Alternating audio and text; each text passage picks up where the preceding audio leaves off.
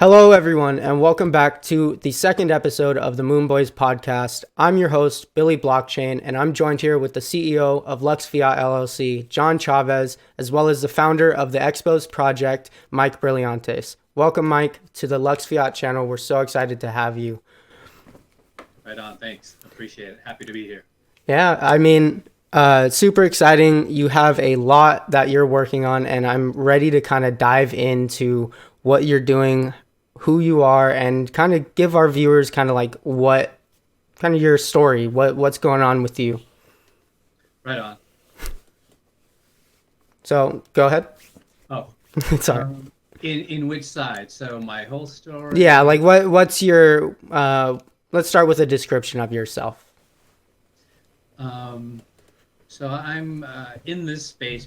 I came from a content creator. I was in film and video doing branded content for many years for quite a few different brands, and from that, doing content I was with Playboy for a while.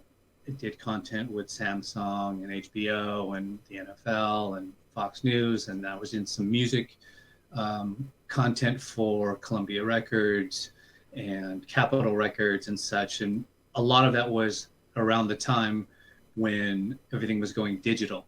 So I was part of the battle when everything was digital and people were coming from print and outdoor and TV and radio, and the online content was yet to really be viable at the time. And it was right when the video was becoming, when YouTube broke and then video became deliverable online. And so that battle was with companies trying to get them to understand that they can get their content much faster, they can get it delivered faster, and getting them to understand that you didn't have to wait for it to get printed and then sent out and distributed. So it was an exciting time back then. And that's kind of where I came from. And it went into marketing for videos and content for Facebook and social, all that kind of happened. And so a lot of the video guys that I work with, we turned into digital marketers because we were creating and crafting brand story from concept to social. And that led us to where we are now with Web3 and what's happening currently in the space, which is really exciting and still being figured out by a lot of people.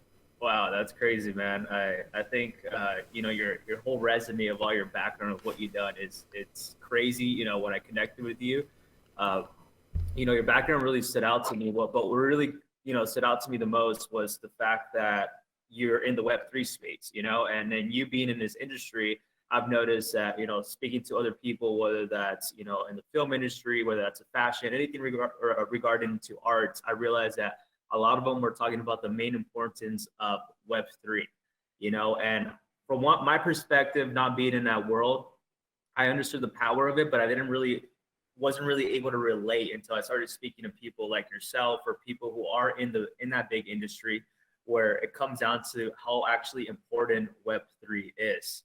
And I'm not sure if you kind of want to touch bases on that. Like, why is it so important in your industry, and not just on your industry? We know Web3 is really important in every industry, but most importantly, I've noticed Web3 is really huge for the industry that you're in, whether it's media marketing, whether it's the music side to it, whether it's fashion, and I know your hands are all on that right now at the moment with Web3. So can you kind of touch a little bit basis for our viewers that are not familiar with what really, the big background of, working with big industries, like you said, Playboy, working with Columbia Records. I saw that you worked with DreamWorks as well. And, just being around all these people, I've noticed something in particular, but I didn't get to realize it until I started talking to more people like yourself, and I kind of connected the dots. And I'm sure our viewers, a lot of them are not familiar with what goes on because they're not exposed to that area. So can you go ahead and kind of briefly touch on why Web3 is so important on, the field that you're working on, and why it's so looked upon for, whether that's models, photographers, painters, rappers, singers. Can you kind of touch a little bit basis on why it's really important in Web3 and where we're going? Yeah, first I want to talk about how quickly, sorry about that. First, I really want to talk about how Let me just make that so it doesn't pop up on you guys again. Let me just close this. You guys okay with that? Yeah, we're good. All right. So yeah, absolutely. You know, the crazy thing about Web3 is just how fast everything moves and how quickly the technology changes what is happening in the space. My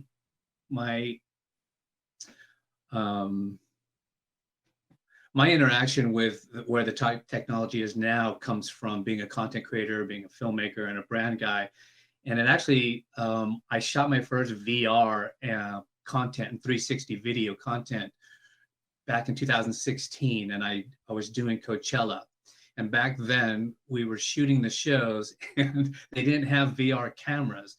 I was actually out there with 6 GoPros lined up on in a circle, so that then I had to give all of that footage off to an editing trailer where they had to stitch all the video in order to get a 360 video. And so that was my first touch really on the VR side of things. And then being able to be a part of Oculus's release of Henry. We shot that event. I did the Austin City Limits show, did the Chainsmokers for Samsung, did their VR 360 content, and then shooting at EDC, also all the same way. And that content was pretty crazy because, you know, it's one thing shooting with one camera, but having 6 GoPros, which aren't the most user-friendly cameras to begin with, and having to manage 6 of them was a little bit nuts when you're at a festival and you're in the middle of a crowd with a camera on a 9-foot pole. So coming from there and to where the technology is now is kind of, you know, led me to realize how quickly everything's moving. And then it was difficult for me at first to understand the whole NFT space and how, as a creator, I can participate in the crypto world. Because as that was evolving, saw crypto as it was a money game and it was DeFi. And I didn't really see how creators had any way to participate in that, or whether there was a way that you would want to participate in that as a creator. Being a brand guy and shooting content that way, it was always a battle of what the budget was and what I wanted to do creatively as an artist. So being able to come into Web3, what I realized was that in Web3, it allows a creator to create something without having to go through a corporation or to be approved by a creative director or be under some sort of brand guideline. And you can still go monetize your content because you're going straight to the user, straight to the consumer. And that's, once I realized that, then I saw that, you know, there's an opportunity here for creators. And then obviously that's what happened for artists and musicians, and, you know, everyone in the space is taking advantage of the fact that they don't need an approval by a corporate structure to give them money in order to create their art. They can just create their art and put it out there, and there's a distribution system getting directly to the end user. So that's what's powerful for Web3 for people in my space. And so that's where I'm interested in being part of that creator economy and creating experiences and products that allow the creator to be empowered to create their art in the way that they see fit. Yeah. Right. Yeah. So it's like the freedom overall, where everybody goes back to, you know, the NFTs, whether that's, you know, the whole Web3 space is where it really comes into. What are your thoughts about that, Kyle? I mean, the Web3 space, I'm really into Solana. Everyone knows this on our channel. Solana is just my thing. And a lot of the Metaverse projects there always pique my interest. I mean, John, you know, pretty much every project I go in on. Yeah. I think Web3 in general is going to be huge. I don't know where it's going to be in the next couple years. You know, I don't know. I haven't done a lot of research myself on it, but I do know that it's going to hit a point where we're renting out virtual auditoriums for virtual concerts and stuff. And excuse me, there's already stuff like that. Like Roblox has concerts with big names. I know they did one with like KSI and stuff. and they did like a partnership through there. Though that's not really a metaverse because it's not on the blockchain, but it's still a virtual world that kind of did that sort of same thing. So it's possible, just implement it to the blockchain and we're good. But Mike, I mean, where do you see Web3? I know you already kind of gave that, but how long do you think it'll take for it to really reach that point? Look, I think that we're all discovering the different ways that Web3 can be utilized in our world digitally and physically. And it's a really exciting time. It's the Wild West right now because there is no right way of doing it. Everyone's trying to figure out what is the best way. So I think there's going to be a lot of things that we see attempted, and we'll be able to see what doesn't work. And the things that do work will be what defines Web3 in the future. How long that's going to take, I'm not sure. It'll be a lot faster than, let's say, when they brought out the CD player, right? I think it took them like 5 years for everyone to adapt to a CD player. Yeah. So nowadays technology moves a lot faster. So I think that, as the brands do come in and the big money comes in, they'll find and help us determine the way that the mass adoption can happen because of their reach with the big communities already. But I think there's going to be a battle from all the people that are in the space right now that have already figured out a way to touch their communities and found a way to have a vital and valuable product and service for people. I think all of those ones that are built in that type of community are going to stay strong, and we'll just be teaming up with the big brands trying to come in and figure it out. Yeah. Yeah, exactly. And I kind of want to go back on that. I had an idea in my head and it kind of left my brain, but it was like, when it comes back to me, I'll mention it. Yeah. But it's so annoying that this happened because it was a good point. I feel like it would be awesome. It was like, yeah, I can't even think about it. I'm so sorry, man. Yeah, wait for Web 4 for that one. Yeah, wait for Web 4 and it'll come back. I do kind of want to say something with that, and I think I think you kind of hit the nail right there, Mike, where you kind of mentioned that we're kind of in the Wild West right now at the moment, and we're all kind of racing with each other or against each other, right? It's either there's really no right or wrong way, like you mentioned, to go ahead and do things. People are doing them differently, and I think right now with the regulation, I kind of want to touch bases on that, like how you feel about it. But I think with the whole regulation right now at the moment, I think the biggest thing is that we have so many people that want to, jump into the space, want to go ahead and make money. They're just driven by the money, which is no problem, right? We all have our different goals, our, different things we want to go ahead and go after, So we're not all going to have the same creativity or mentality when we're achieving things, But I think that's a really huge problem that we have in this space is that we're having a lot of rug pulls, a lot of scams. We're having literal kids making millions of dollars scamming people because there's no regulation, right? Because there's no one in there or no kind of law to go ahead and tell you can't do that, Even though we're not so-called, like they say, decentralized, we're decentralized to some extent, but I know all of this is 100% traceable. And that's the whole point of blockchain, right? It's being able to verify the true ownership of whether you're making a video, whether you're making, a fashion art piece for a client or you're selling it. It's the true a new way of ownership copyright, rather. Right? Yeah, so copyright. But right now we're kind of in this space, and I feel like regulation, I feel like they kind of did that on purpose, man. I feel like they kind of, they kind of sat back, they said, do whatever you guys want.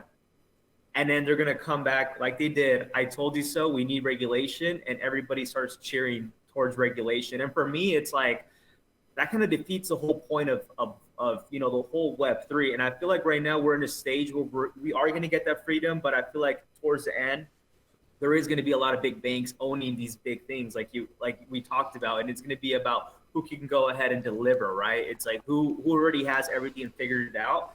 That right now there's really no expert. Everyone's an expert in the field to the point that we know, because it's different from what you know, from what I know. There's little things that we're all experts at, you know what I mean? Whether that's trading, whether that's NFTs, whether that's content creation, we're all experts in our field. And I think right now companies are running towards that. But before I go ahead and move on further with that, like, what are your thoughts about regulation? Do you think it's good? Is it going to benefit us? How do you feel about it? Do you think the same way, where you kind of think they kind of sat back, let everybody get scammed for them in order to be like, you know what, guys, this is exactly the reason why we need regulation, and then for people not to be too wowed about, not being decentralized. 'Cause for me, that's the reason why I got into crypto. I don't believe in the government. I don't really trust our system. And that's why, to me, that's why I went into crypto. You know what I mean? That's what fascinated me the most. Not only the technology side to it, but the fact that you could become your own, literally, bank, because you actually own the asset yourself. But with this regulation, what are your thoughts about that, man? Do you think it was done on purpose? Do you think it's going to be good? Tell me a little bit about that and your opinion on that. It's an interesting topic, right? Because the whole idea of the blockchain was that it's decentralized. And, what does that mean? That means that you have the freedom to do whatever you want to do. What comes with freedom is a lot of insecurity. There's no regulation. So if you want your freedom, then you're going to have to deal with what all of freedom means. And so people have the freedom to scam you if you are scammable, I guess you can say. So if you want the freedom to go make that money, then somebody has the freedom to take that money if, in that same space, right? So that Exactly. it's a dangerous way to think about it. But as far as regulation coming in, I think that I don't know that they had a plan to sit back and in order to prove a point. I feel like big money is going to go wherever big money is going to be made. And I think that they just didn't really care what was happening in the blockchain when it was under wraps. And then all of a sudden, there started to be massive adoption. There started to be more people coming into the space. There started to be real money being made. And so I think then the big money said, well, hey, wait, we can't let someone else make big money. We're big money. So Exactly. they're going to come in and come get the big money, right? And so that's the problem with the system. I feel like it's the big money stays where big money is, and everyone else just kind of gets the scraps. Yeah. So that's what we want to be careful with here. As big money comes in, they can come in and get what big money wants, but as long as we can still keep the power that we've created on our own, Exactly. we can do that. Yeah. And that's why I think that they'll partner with people who've already are in the space, that understand the space and have created something of value in the space. I think that they're going to try to partner with those people as opposed to go through all the hard work that it took to create that value. I agree. It's really, it's really going to be interesting how that goes down. But I think there's going to be a battle. I think there's going to be a fight. I think that the people that are here because of the decentralization are going to want to try to hold on to as much of that as possible as the big players come in. And I think that the big players and brands have to realize they're going to have to change the way they do business. It's not the way it was before. And so at least I think there can be some change and a different approach to it. And I think that's all that we can all hold on to as we move forward. Because we do want mass adoption, right? We do want a lot of people to come in because that brings more abundance for the community into the space, whether that's money or products or features or whatnot. So I think it's just going to be a matter of trying to figure out how we want to regulate that as they come in. Yeah. What are your thoughts about that, Kyle? I mean, I think everything that Mike said was spot on. I think the moment that the power is taken away from decentralization, aka us, the investors in it right now, I think if we allow big money to just come in and I guess manipulate it or, do whatever they want, do what they're doing now with, the stock markets and whatnot, stuff like AMC, GameStop, we could talk about that stuff forever, I guess, the moment that stuff starts happening, and it still does, the moment that starts happening with big money is the moment I start kind of getting worried, in my opinion. But I think in the form of partnerships and stuff is where it will actually go, because these big corporations are already well established, and I don't think they want to go through the whole process of kind of rebuilding their company, because look what Facebook had to do to even be a part of it. They had to rebrand. I'm sure it was all optional stuff, but they rebranded their entire network for it, So I think we're going to see a lot of that for sure. I think Mike was spot on. not much I could add on that. Yeah, I totally agree with you. I think one of the craziest things too, you know, how you said about like once, and that's kind of the space that we're in. You know, for me, it's like I'm not complaining about the scams. It's just like every industry. It's like if it happens, it happens. And even some of these scams are so good that you can't even tell. You know, there's projects that literally do everything perfect, literally everything perfect. They just don't come through to delivering on the roadmap. So they focus on spending money on a good website, focus on spending money on good art, focus on, you know, having a good team, but at the end they just don't deliver. So like the way they're scamming, it's honestly ridiculous. And I think even then it's just like you really can't tell, you know? I think it's just getting better every day. But I think one of the biggest things that stood out to me that I heard, I'm not sure if it's new, if it's actually real, but I kind of want to see your guys' thoughts about what you guys think. I saw this video about, and it doesn't surprise me, about, long story short, that consensus is actually part of with JP Morgan. So part of Ethereum, and they found a loophole where they could go ahead and make all the transactions without having to go ahead and show it. So over the counter transactions. So in reality, they have more control than they actually do. And it kind of makes sense when I kind of sit back, because we've kind of noticed one big thing with Ethereum, right? The prices are gas prices. Why are gas prices so ridiculous? Years ago, you would never pay 150, or even I even paid once like $200, $300 for gas prices, you know? And I know obviously it's all due to the miners, but I always thought about it. I was like, there has to be big money right behind that there is in control. And from what I saw a video, I don't believe everything, but it makes sense. I always thought this. They're saying JP Morgan's in it in the back end, you know, owns part of MetaMask, owns part of Ethereum with another company. I forgot what the other company is called. I have to go ahead and send you guys that information. But if that was true, or if it isn't, what are your thoughts? And like, what are your thoughts about the gas prices? And do you really think big money is controlling the back end to the pricing? I personally feel like they're milking literally the system onto the back end on how much people have to go ahead and pay for the Ethereum gas prices. Go ahead and answer that. Let me go ahead. I got some visitors over, so let me go ahead and mute my mic, but just go for it. Okay, yeah. I don't have much to say. It's really just I don't really pay attention to ETH too much. I don't know much about it. I'm not really comfortable, you know, talking much about that if I don't know a lot. But if that is true, then I mean, that's not a good thing. It's definitely not a good thing for ETH. But yeah, I definitely want to hear what you have to say, Mike. You know, similar to you, Kyle, I can't say I'm an expert on what's going on the back end.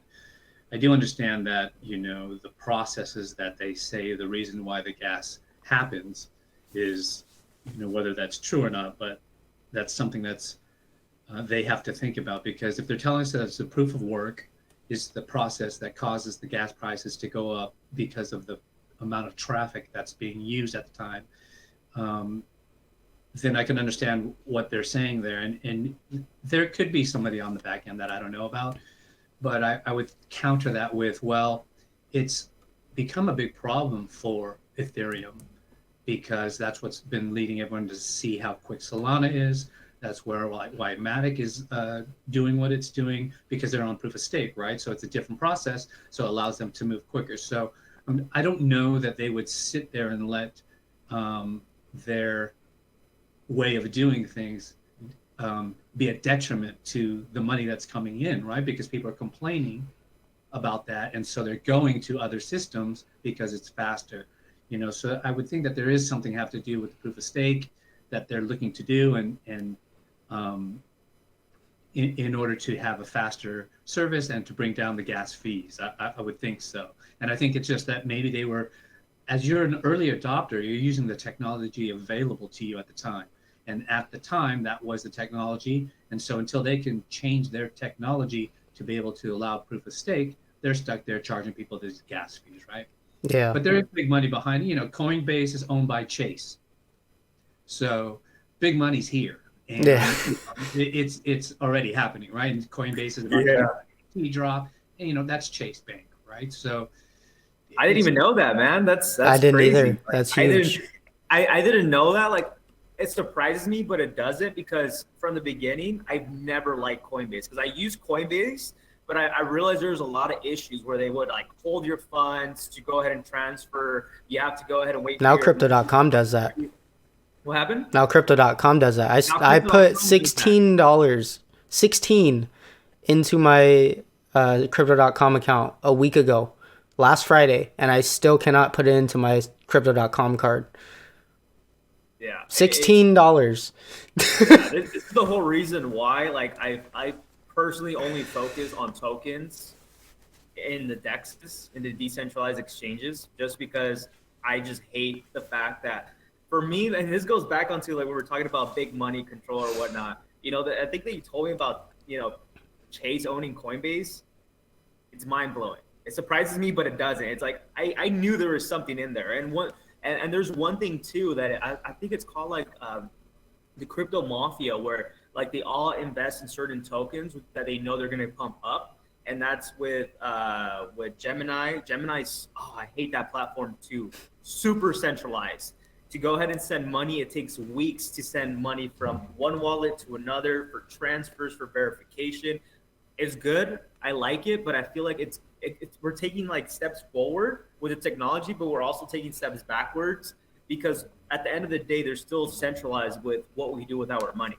And for me personally, no bash against any of these companies, by the way, if you guys are watching, we'll definitely go ahead and take a sponsor. But no, honestly, I don't like the fact that you guys do that. It's for me, it bothers me, but that's kind of the reason why I prefer, the so-called decentralized exchanges. And who really knows if they're actually decentralized, right? That is crazy, man. I'm mind blown, man. You like So funny thing, when ETH to Web 6? I don't know, dude.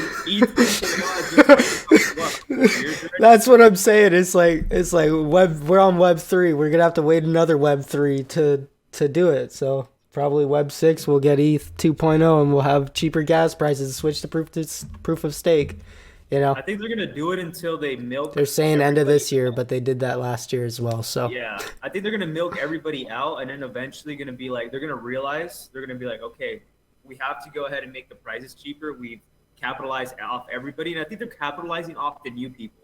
That's what my opinion is. I think they're capitalizing off the new people getting into the space. There's millions every day. But gas prices years ago, or like months ago, before it started getting so big, it wasn't as crazy as $200-$300 per transaction. So I don't know. That's crazy. There's a lot of powers being, like what you said. I think there's already control in the back end. I mean, it is what it is. Is what we need, right? For the masses to get adopted, we need some form of regulation and control. Because let's be honest, the people that, like you mentioned, you have to be scammable to get scammed, right? A lot of the people that do get scammed in the space are pretty clueless people. And without the protection of regulation, of like holding you by the hand, limiting you to like certain things that you could and you can't do, is for those kind of people. Yeah, it's education, right? And that's those of us that are in the space. That's all we're trying to do, to help people come in, to make it an easy barrier of entry, right? And that's just education and sharing, the do's and don'ts. And that's why, for those of us in the space that keep hearing the same things over and over and over, is because of trying to let the people that are just coming in understand, the do's and don'ts. Yeah, and I kind of want to touch on that a bit, because the barrier of entry, or however you say that term, to crypto itself is pretty hard to get in, wouldn't you say? Like, at least for me, it was very hard to just go from stock market to crypto. For people who have that issue, I guess, what would be your advice to them to kind of take that step and get into the market that we are in? Yeah, I mean, coming in is a difficult decision to make, and you're unsure. It has to do with your money, and so all you hear about is all the scams that take place. So it is a little bit difficult to come in. And, once you go through the process, it starts to become a little bit easier. At the same time, I think that we are getting to a point where the technology is going to make it easier and easier, right? a lot of places are trying to take fiat, they're taking credit cards, places, the technology of interoperable technology is coming into where you can just use whatever crypto you have. You don't have to exchange it for each place. I think even in the metaverses, that's the new technology of the new metaverses, is that they'll be able to take any coin. They'll be able to make the exchange happen, in their metaverse. You don't have to go out of there to go exchange it, or they just already accept it. So that technology is already starting to happen for the new metaverses. And so people like Decentraland and Sandbox, they're going to have to adapt their technology as it progresses, right? Just like Ethereum is having to change their technology as it has progressed to a faster way of doing things. Yeah, no, I totally agree. Do you have anything to say to that, Kyle? Yeah, I mean, I don't really have a lot to add on that. I mean, it's just, I think for ETH to really get to that next level, I think we're going to see ETH pump, with this upcoming bull market, whenever that might be. But I think for ETH to really take it to the actual next level, we need ETH 2.0, and to see, more utility driven projects and stuff like we see on Solana, will probably come with ETH 2.0, and that's pretty much all I can say on that. I don't follow ETH too much anymore. I'm pretty much 100% into Solana right now, so yeah, I have pretty much nothing to say about ETH. I think ETH 2.0 will change the game for it, though. But I do want to kind of take a break in the podcast and just say, remember, guys, to like, comment, subscribe. If you like what we're bringing you here, be sure to help us out with the like button. I think there's a lot of valuable information here, and to be able to get this out to many more people is valuable to everybody and people who need to break that barrier and get into the crypto space. So be sure to like, comment, and subscribe, and we'll be sure to get back to you, as well as hit those notifications, put those to all, and never miss a video from Lux Fiat. As well, I did want to bridge kind of into Mike's project, Exposed. Mike, go ahead and tell us literally everything you can about this project. Don't hold back. Everything you want to say, this is your platform. Go right ahead. No pressure, right, Kyle? There you go. So Exposed. Exposed is the first project that we're doing in Web3, and it comes from my background of being a content guy. And the idea behind Exposed is trying to allow creators to create without boundaries. So this project is focusing on visual creators, photographers, filmmakers in the fashion world. I know that there are some really strong photography projects out there that are doing really well and bringing a lot of value and beautiful art to the space. And for myself, it was a space where I come fashion and beauty and shooting models and brands for that world. So once I was able to wrap my head around how being a creator in this space allows you to create without boundaries, I came up with the concept for Exposed. And I reached out to a couple of photographer friends of mine that are photographers in their own right, and spoke to them about the NFT community. And they are familiar with it, and they're still learning, and some don't have really a big idea of what it is and what it can do or how they want to participate in it. So I spoke with them about it, and we decided that we were going to create a project where they can release some NFTs that are personal to them from their personal collection, in a way that will help bring in in a way that will help bring in their audience that they're already creating content for. So I have one of the photographers. His name is Josh Ryan. He's currently the Guess Jeans global photographer. He does all their campaigns, and he came from Playboy. He was the Playboy Playmate centerfold photographer for quite a few years, and I've worked with him for over 10 years. And so when I came to him and I asked him, look, would you be interested in releasing some NFTs of your personal collection? Because I know that he's shooting all the time as a creator, as an artist. He's always shooting, and we only see the things that he does for brands. And so right away he was like interested in testing out and seeing what it would be like to drop a NFT collection. I explained to him how that would be. And so we're having the first NFT collection from Josh that he's calling Smoke. And it's he has all of the models smoking in this collection. So he's a collection for this drop that we're doing at the Metaverse Fashion Week. Yeah, it's really cool. I actually do have it pulled up right here. It's pretty trippy. Should I go ahead and share my screen, Kyle, and show it to the people? Go ahead, yeah. I just want to interrupt really quick to tell you about the Unknown Species NFT, which is an NFT that we've been teasing for a while. And at the end of the sale of the 600, we are going to be doing 10 $3,000 raffles. So be sure to check it out. Here's the trailer to give you more information, but go ahead and go to dac.llc/NFT and find out more information. Here's the trailer.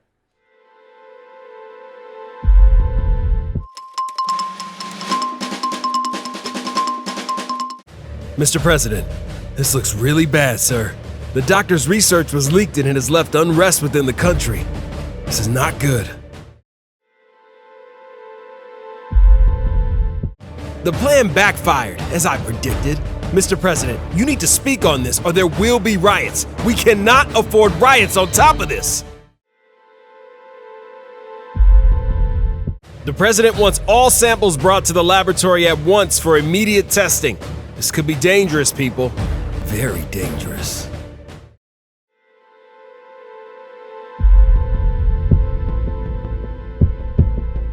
Can you guys see my screen?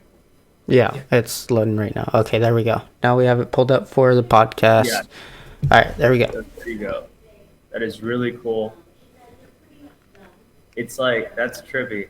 That is trippy. So is it running on Polygon? Yeah. That's what it looks like, right? Okay. And that's for gas reasons. Yeah, for gas reasons. Also, the event that we're doing to launch this is in Decentraland, and they're on Mana. So it makes sense to run it that way. But also, for gas reasons. Look, this NFT here, where it's his VIP NFT, and it's a VIP to our project Exposed, where we're giving utility as a VIP NFT. And so we wanted to create a way for his audience, who's not part of the NFT world, is not in Web3 yet, but is going to come and look at his collection. We wanted to give an easy way for them to get an NFT without paying thousands of dollars. This is like 0.02 ETH. It's around $50. And yeah, at the time being, $50 at the time being. Yeah. Time being. It could be $200 when it releases. Who knows, right? Right. Never know. That'll be another lesson learned, right? Yep. So these are just a VIP NFT, which gives utility of our project Exposed, which is, private to the Discord. They get a membership to all our events for the year, to all VIP access. We're giving voting rights in the community as we curate up and coming photographers and visual artists that we want to commission shoots for. The community can vote on that, on who that will be, and that's photographers, models, makeup artists, designers, stylists, the whole thing. And we want to be able to curate those shoots for people coming into the space and new photographers coming into the space that may not have the opportunity to shoot for a brand. And then we're also giving you'll get the still of this image, of this animated image, and we're doing a beanie wearable, a digital beanie wearable that's branded Exposed, that's can be used in Decentraland. So, for that, the utility is pretty strong here. We wanted to give something that was pretty valuable at this price point for those first time coming to the space, because they're coming to Metaverse Fashion Week. So we're hoping that would be the case. Yeah, and actually talking about Fashion Week, it's actually coming up on the 25th, very soon. So you want to go ahead and tell us a little bit about how what Fashion Week is for those that don't understand or don't know, why it's being made in Decentraland. I'm not sure if we can answer that question, or just tell us about the benefits of Fashion Week in Decentraland and what you're doing. Just like what you said, you're going to have wearables for for avatars. If you could just go ahead and touch a little bit basis on that, talk a little bit about what you're doing, the partnerships that are going to be there, the people you're working with. Just go ahead and tell the audience a little bit more about that, so they can know what Decentraland is, because our audience they're crypto minded, but they're not fully we haven't pushed the full Web3. So that's the reason why having you is it's a huge thing, man. Right on. Yeah, so we're participating in what's called the first Metaverse Fashion Week. And it's being held in Decentraland, and it's put on by a luxury marketplace called UNXD. And they're known for doing the Dolce & Gabbana drop. I think it was back in November. They did a few pieces for Dolce & Gabbana for digital wearables, and I think they did like $5 million or something on that drop. So they decided to put on this fashion week and created an event that brands and luxury brands and the digital wearable brands that are new in the space, to give them an opportunity to participate in something like this, which is an online fashion week. And what does that mean? So Decentraland is a metaverse, decentraland.org. It's open to everybody. You just have to do it on your computer. You go there and create an avatar. They give you a very easy way for you to create an avatar. Then you go cruise around the world. And in this world, they have this fashion week happening on March 24th for 4 days. And there's going to be, I think, Paco Rabanne, Tommy Hilfiger, Fred Siegel, and then a lot of the new digital wearable brands are all showcasing their fashions. And there's going to be catwalks and after parties, and that's cool. You can buy things and DJs and events and experiences that you can participate in. So this is really cool. Sorry to interrupt, but as you're explaining it, I'm going through the website, and I'm like, this is a really cool project and idea. I'm loving everything you're saying. Oh, right on. Yeah, we hope it is, right? When we heard it was happening, that's what kind of kickstarted me into thinking, well, let's use this fashion week to launch our project. And that didn't leave us a whole lot of time to do a standard NFT drop, launch, and community build, and that you would normally do for a drop. But we decided, look, we want to participate in the first fashion week. And so what we're doing is we're building 2 galleries, 3D galleries for Decentraland, in order to showcase 2 photographers. One's, I mentioned, Josh Ryan. The other one is Mark Squires, and he's a celebrity beauty photographer. And we'll be having their NFT collections on display in these 2 galleries. And it's pretty cool. You have to understand, Decentraland is a metaverse that you have to code for in a certain way that allows a lot of people to come in. And so you're limited on the detail, but you're coding for what that world is. And so we had to develop the galleries for the code that they gave us and to spec for them. And so we have 2 galleries and a sky lounge, and I'm almost close to reveal. I think maybe this weekend we'll be able to start to reveal what our galleries look like and what the event space will look like. But our sky lounge, we're going to have a DJ set up, and we're actually sponsored by Bootsy Collins. His company Bootzilla is sponsoring our space, and he's going to do a DJ set there of his new works. He's going to do he'll have his avatar there as well. And so we're really excited to have him a part of that as part of the experience. And that'll take place up in the Sky Lounge, up above our 2 galleries that we have. And that's really the whole thing, Mike. Like I said, the whole entire thing with this space, it's all about helping each other out, right? And that's kind of the reason why I wanted to go ahead and bring you on a platform too. It's all about growing together as a team. And when blueprints out regarding the booth setup or the DJ, just feel free to send it over to us, and we can either go ahead and do something like this again, or we'll just go ahead and do a video talking about what you spoke about, and then provide all the links down below as well. I'm definitely going to go ahead and attend Decentraland to go ahead and show support to you, and I'm going to go ahead and record that, so I'm going to be there to our viewers. I think that's definitely something we want to stick to. You don't want to be an only channel where we're only talking about NFTs or altcoins. Like, we like the whole Web3 space, and we're very passionate about it. And even though I might not be an expert at like Decentraland, I want to be surrounded by the expert like yourself, so I could be tapped into further my knowledge and be able to educate our viewers, because we're going to become the #1 YouTube channel in the crypto space due to the fact that we have guests like yourself. We're not only focused on cryptos, we're not only focused on NFTs, we're focused about the whole entire Web3 technology. And I Well, think that's we're what's focused on actually, it's crypto and Web3 and stuff, obviously, but it's actually more, I would say, crypto as a business and how people use it and how, I mean, so many people have just become millionaires, multimillionaires, you know, pretty rapidly by turning crypto into a business. And I mean, I think that's what the idea really is, you know, how do we educate people to use crypto as a business before everybody starts doing it? Because once everyone starts doing it, the opportunities become slim to none. So you have this fresh new opportunity, and we're trying to provide you with the knowledge and the tools, aka being, you know, Travis Kellogg, Mike Brillantes, whoever else we bring onto this podcast. They will have absolute crazy knowledge to share with you, I'm sure. I mean, Mike has just dropped nothing but heat so far. Mike, thank you so much for, I mean, everything that you've said so far and what you'll continue to say on this podcast. But yeah, I just wanted to add on that. Sorry for cutting you off, John, but man. You're good, man. Like, you're good.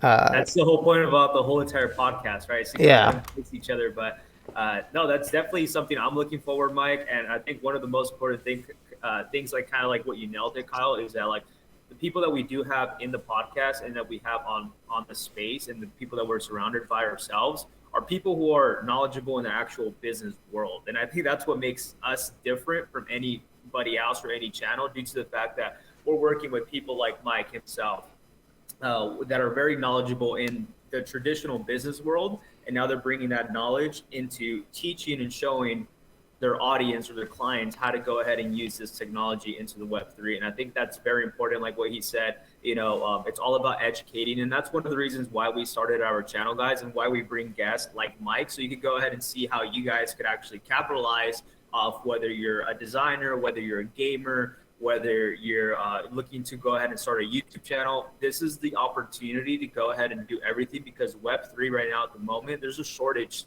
to people in the Web3 space. And that's where you guys have the opportunity to not only come in, you know, learn about it, show your skills. The demand is high. Yeah, the demand is high. And you guys could also go ahead, if you guys have your own traditional business, you guys could go ahead and use this into Web3 and actually expand. Get partnerships with NFT teams and stuff. Get discounts. Like, start looking that way. It doesn't have to be your own project, but maybe look to partner with projects such as, you know, Mike's Exposed or, you know, something like that. Find companies that will do it for you and have an established platform for you to do so. And I mean, Mike, it seems like you have a very well-established platform for fashion. And I think that is something we have yet to see in the crypto space, and I think is something that has a lot of room for, you know, growth. And I mean, it's just so brand new. I haven't heard of anything fashion wise crypto related yet, personally. Maybe, I'm sure there has been, but there's Balenciaga with Fortnite. Oh yeah, that's right. But it's Fortnite. I'm saying on blockchain in particular, but they have the spending budget, so they're like, they have billions of dollars. But that's what it's all about, right, Mike? It's sometimes being about the first one to be out there to really show that presence. So I think that's the leverage that we all have, right? Whether it's on the central end. I remember we spoke about something last time, Mike, about that one company. I'm not sure if you could touch bases on that, or if there's anything you could talk about on that. I know you told me you were in talks with the company regarding, you know, NFTs and physical wearables. I'm not sure if that's something you could touch base on. If you can, just say you can at the moment, but that'd be really cool if you talk to the people, kind of give them a sneak peek of what you're working on behind the scenes. Oh yeah. You know, first I want to touch on what Kyle was saying. You know, look, the space is difficult for people to come into because, you know, when you're trying to research something, you want to know everything about it, especially when it has to do with your money. The thing is, the space is so vast, it is so big, and there are so many parts of it that there's no way you can know everything that's going on. So there's a ton of things that are happening that, we don't even know yet, but it's currently happening, and just like you said, Kyle, like, wow, this whole fashion thing, it's like, yeah, there's a whole other sector of things happening over there, just like every other niche, right? And every niche is going to have its people, coming to nurture that niche. And that's what's exciting about it, that you have a chance to come in and be a part of that nurturing process here. It's really cool. One of the things we're going to be focusing on, since we are on the creation side and content from the fashion world, is we will have a digital wearable line that we're developing. And during this event, one of the utilities that we're offering is we have the beanie that is a part of the utility on the VIP ticket that everybody gets, whether you get Josh's VIP pass for Expose or you get Mark Squire's VIP NFT. That beanie is a branded beanie wearable. And then one of the other tiers that we have, we're also giving away a premium hoodie, a premium branded hoodie of Exposed. Now, what's unique about this hoodie is that it has what we're calling, it's a chip, which will allow you to have that hoodie and you wave your phone over it. It's an NFC chip that allows you to mint that product to the blockchain. So now this hoodie becomes a one of one, or you can mint it to the matching digital wearable that we're giving away with that utility on within that trade. So you get the digital wearable and a matching in real life wearable, and they're minted to each other through this technology. And so that is another piece of the wearables that we're doing, that we're going to be launching as we move forward after this event, with all of our products and with other brands and other people putting out physical products, that you can use this technology for video, you can use it for prints, you can put it on jewelry, you can put it, basically applications for anything physical in order for you to track and authenticate that physical product. So if you think about a brand like Gucci that have their products out there and people are walking around saying, oh, that's not a real Gucci. Oh yeah, yes it is, look. And then you can on your phone and say, look, here's the blockchain ID of this Gucci, right? And so, but if you're going around and you have a fake one on, then you're not going to be able to verify that, right? Exactly. So the technology is coming out, and I imagine it's going to be prevalent as we move forward. There are some people that go around with the diamond testers because they want to be able to prove that they have real diamonds. Same thing here with this technology. You think that will happen? I mean, now that I think about it, you gave me an idea now. I'm going to go after jewelry stores. That's a huge thing, man. I remember, the NFT certificates.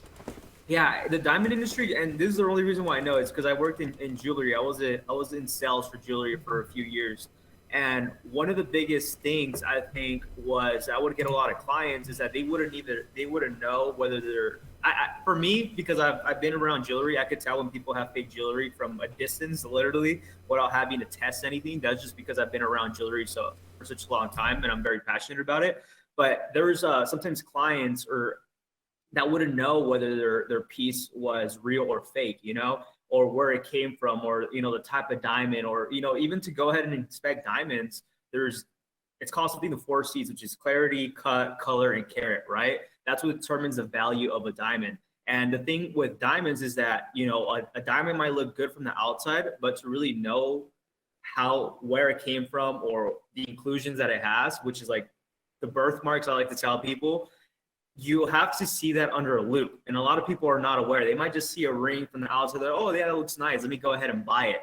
But in reality, they don't know what I just mentioned, the 4 C's. And I think something like, the blockchain technology, whether that's testing diamonds or whatever the case is, I think that's a big factor in that industry as well. For me, I think just like any industry, I think the jewelry business is one of the biggest, I wouldn't say the biggest scams, but it's the one where most people that are not aware of what they're buying is really easy to go ahead and pay overpriced for things that are not what they're saying. And yeah, a certificate comes in, but those are easily faked, just like clothing is, but like you said, I think having that will definitely go ahead and change the whole system. And that's why I'm so passionate about Web3. It's that not only does it help us as creators, but it also helps, when you're becoming the consumer and you're buying, whether that's the Gucci or the diamonds or, whatever the case is, it has the